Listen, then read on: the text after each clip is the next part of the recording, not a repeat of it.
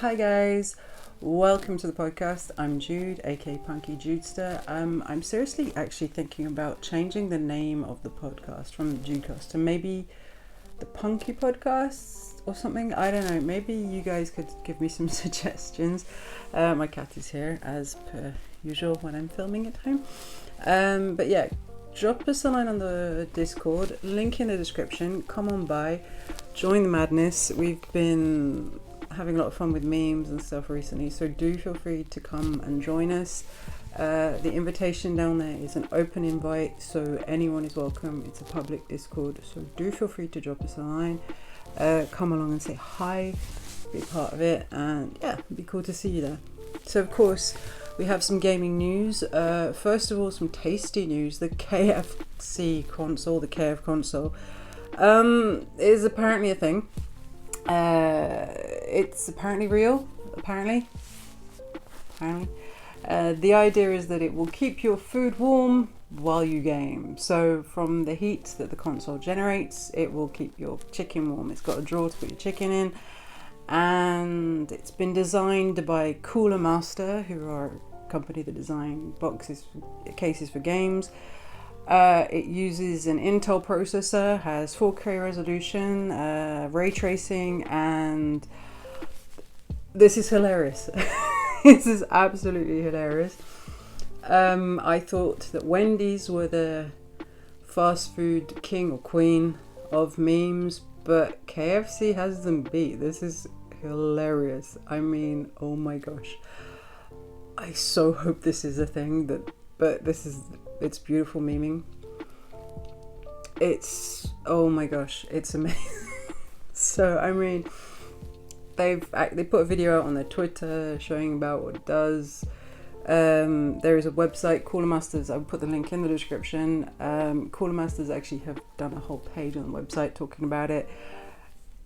It's incredible. One of the community guys, like marketing people from Intel, put out a tweet saying this is a thing, it's happening. We needed this. 2020 needed this. We need this. This has to be it. Oh my gosh. I mean, who doesn't like fried chicken, right? Who doesn't like KFC? I mean, my mother doesn't, but she's weird. But love you, mum. But yeah, this needs to be a thing. This KFConsole needs to be a thing. But also, speaking of good news for the coming year, Cobra Kai Season 3 will actually be being released early. It was, people were really excited because it's been hugely popular on Netflix. It was due to start on the 8th of January, but Netflix have actually announced it'll be launching a week early on the 1st of January. So that's a really good way to ring in the new year.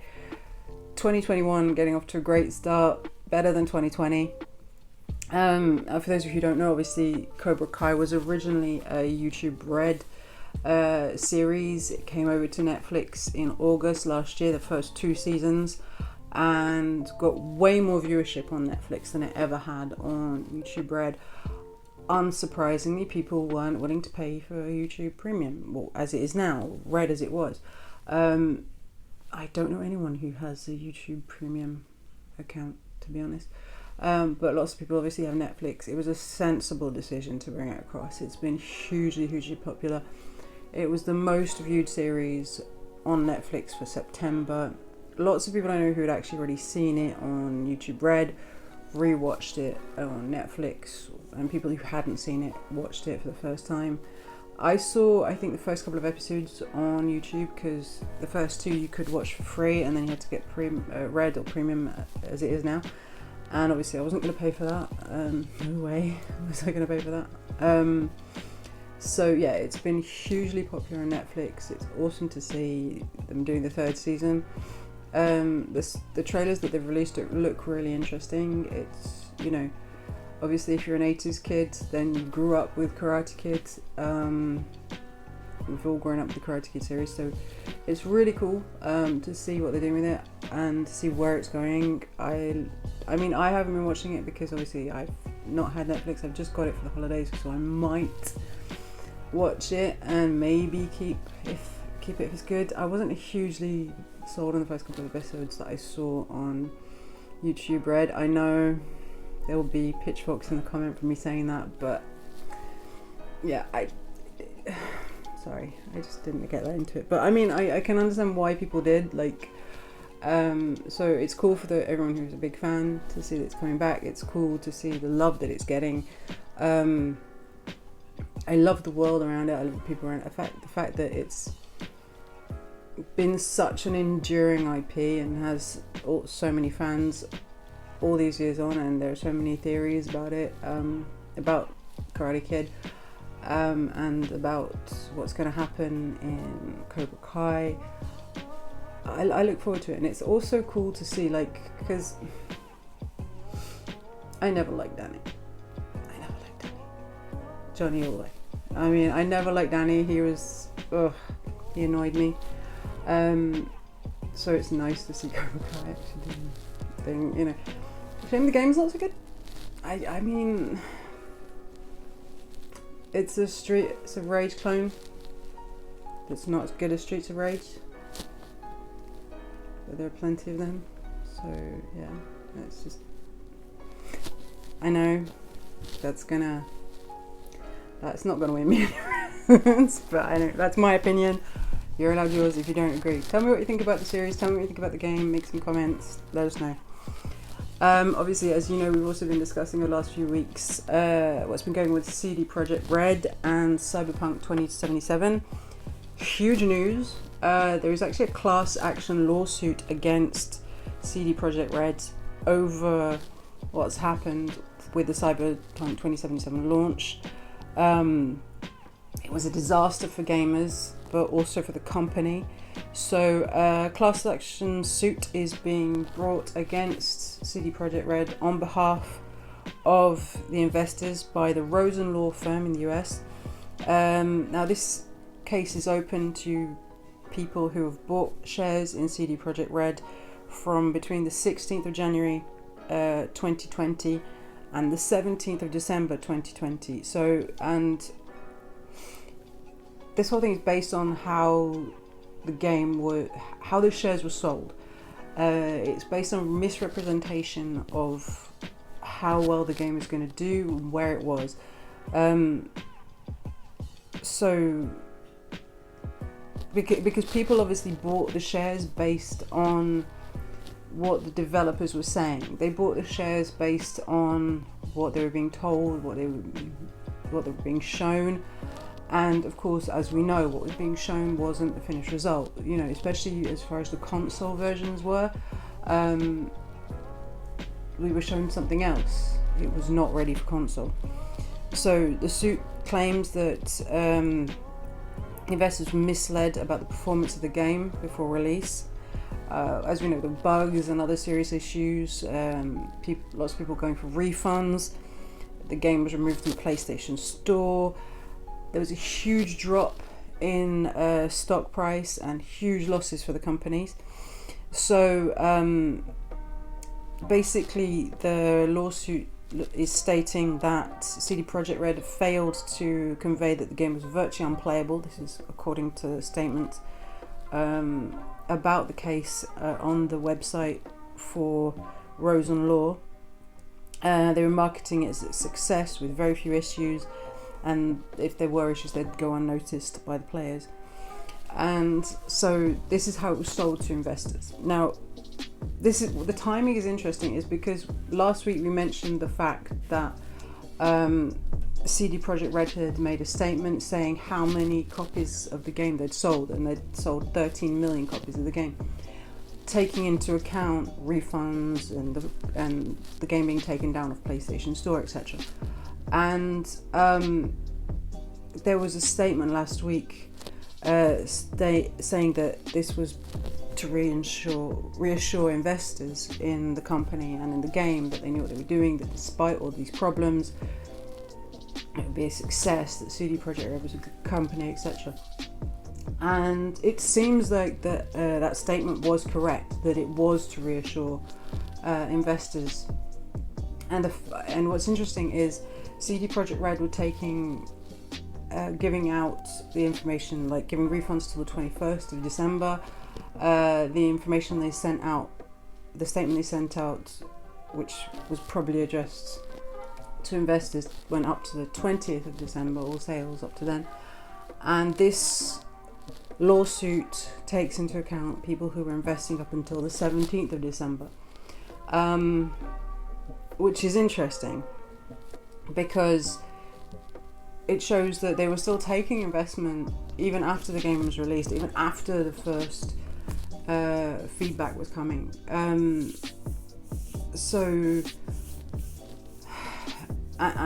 they were obviously trying to mitigate that by stopping the refunds on the 21st and giving out that statement up until the 20th.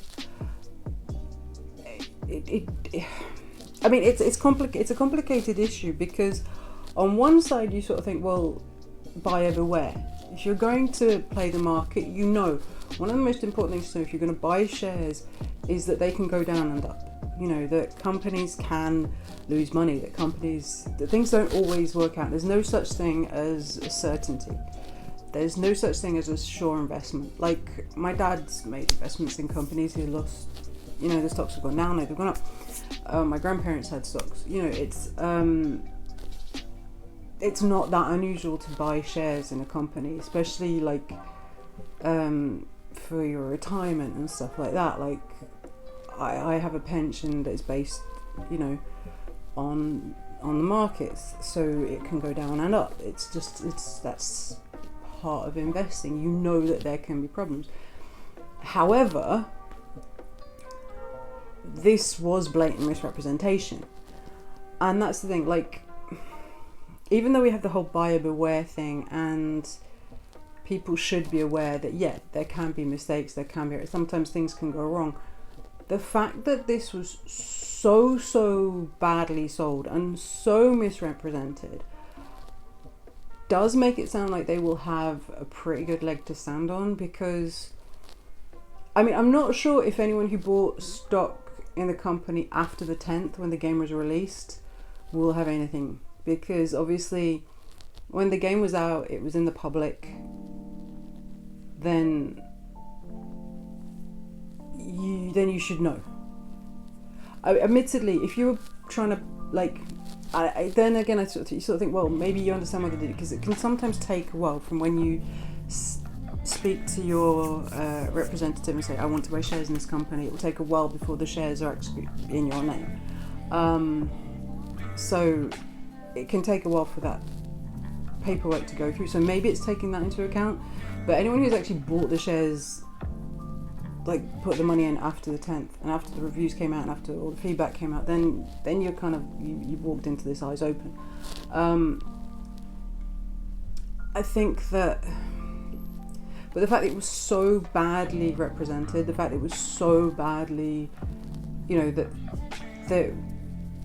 people were told it was going to be good. Like, for us as gamers, it's bad enough. Like, especially if you bought it on the PlayStation or the Xbox One. Like, we were told it was going to work on current gen. It had to work on current gen. It was being designed for current gen consoles, apparently. Like, and that's the thing. If it was being designed for current gen consoles, for the Xbox One and for the PlayStation 4, it should have worked out the gate on those consoles.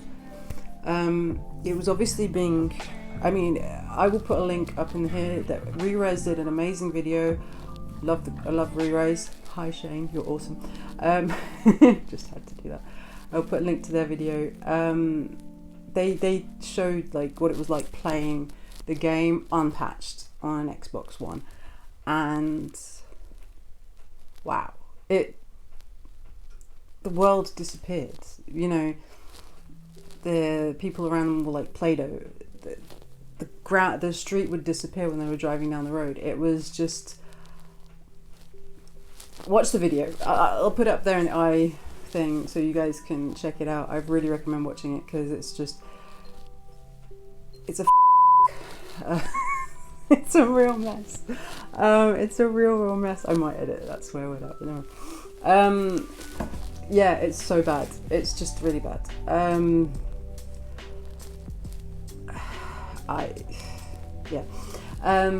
So anyone who bought shares after all the feedback was coming out, then that's totally on you.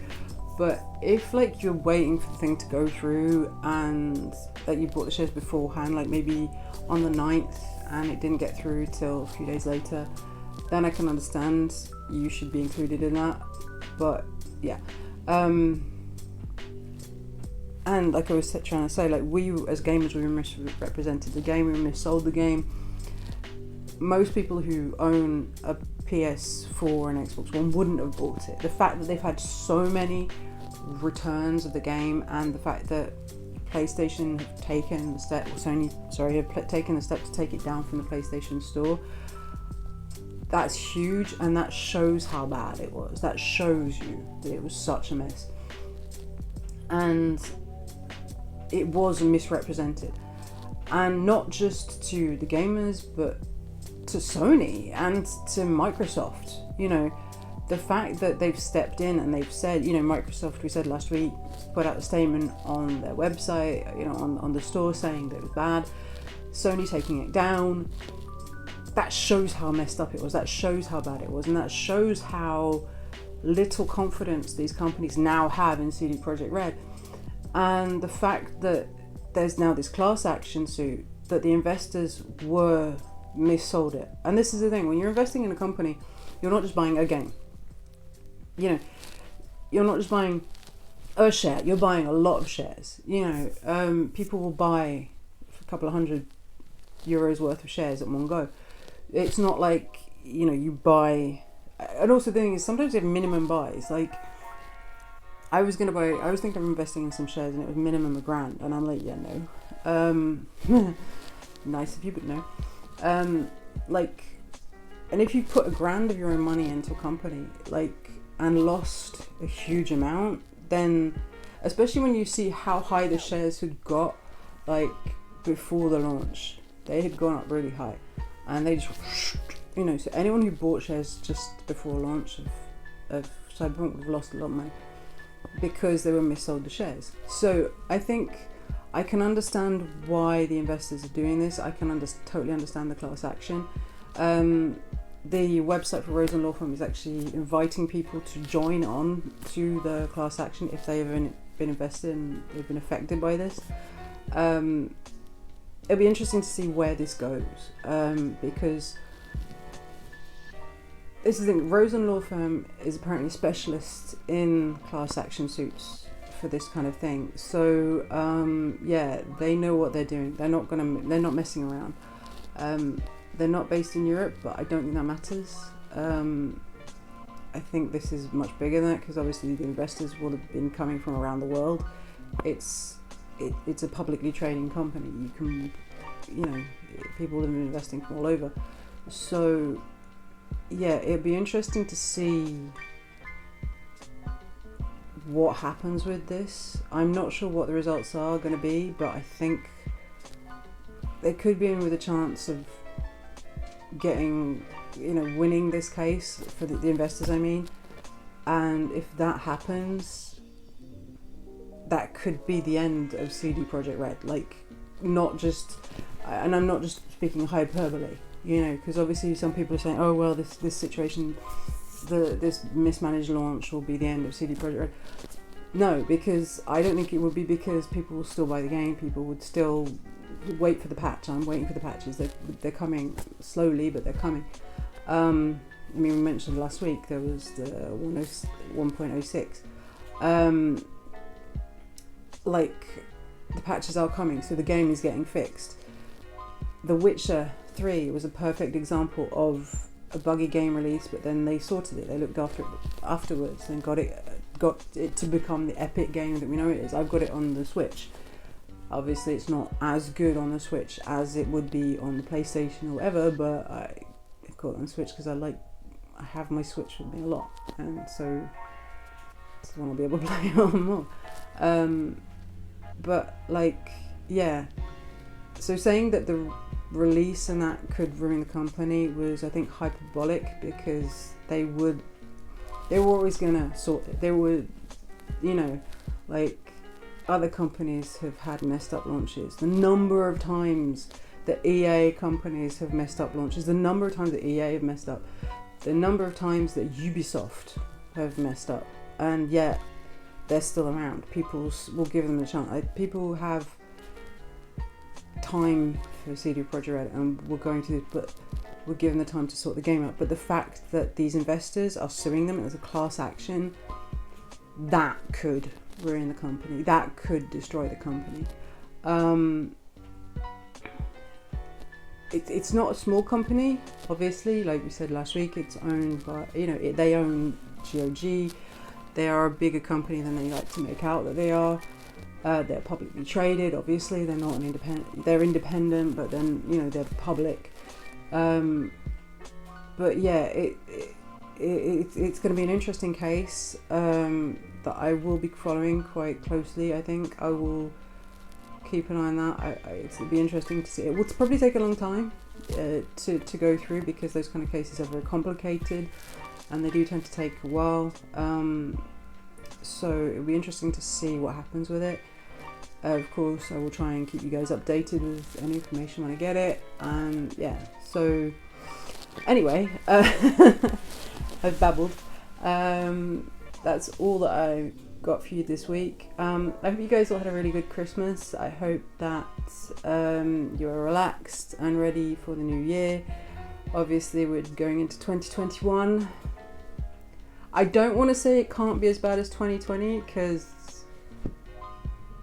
don't want to tempt fate, because everyone will say, hey, 2020 is my year. Yeah, how'd that go? But yeah, I wish you guys the very best for this upcoming year. I hope that it brings you lots of blessings and joy and happiness, and I hope that we're eventually able to get out of this whole situation, that we're going to be able to actually do stuff. I just would like to go back to London for a bit, see my family and my friends, maybe, please. But yeah, and also go travelling other places as well. That'd be really cool. But yeah, I hope you guys have an awesome rest of your holidays. If you're on holiday, if you're not, hope work's not too bad.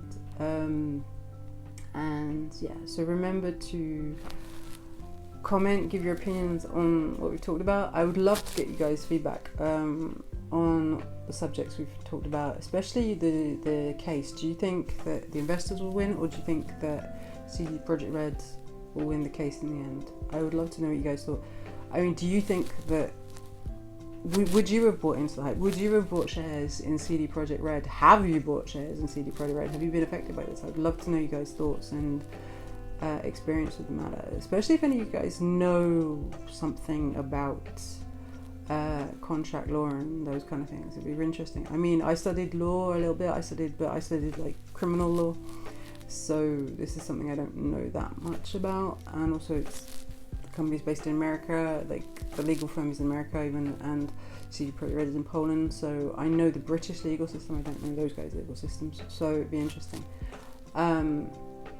But yeah, so remember to comment, remember to like and subscribe, and to hit the notification bell so that you get informed when stuff goes out. Also, you can follow me on Twitter and Instagram at PunkyJudester, on Facebook, facebook.com/PunkyJudester. Feel free to follow, to say hi. It'd be awesome to have you guys with us. Also, the Discord server, link in the description. And also, we have a Patreon, so if you're in a position to and want to help the channel in that way, feel free, you can. It's of course not an obligation, but if you want to help us improve and do even better than we're doing now, I would appreciate that. Also, if you guys are like, I've had some people send me some really cool fan art, which was so cute, thank you. If you are an artist and you do that kind of stuff, do feel free to send it to me, either by social media or on Discord. They actually have created a page for art, so I would love to see what you guys do, because the stuff I've been sent so far has been really cool. I'm gonna have to, like, if I get stuff, I'm gonna have to share it with you guys. That would be so cool. But yeah, so take care, have a really good new year, and I'll see you in 2021. Bye guys.